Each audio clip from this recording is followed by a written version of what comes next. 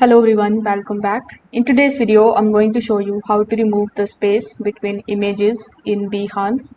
So first of all, you need to come here on behance.net, then simply sign in into your Adobe account.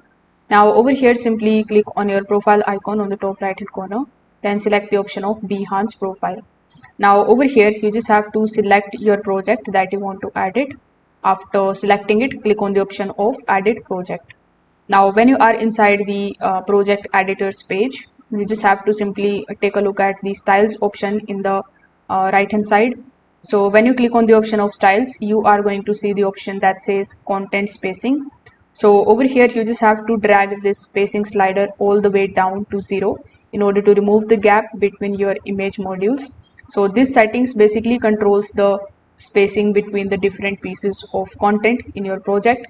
So if you are still seeing the space around an individual image, then make sure that the image is large enough for the Behance project view. So images under 1400 pixels wide can receive the additional side padding in the project view.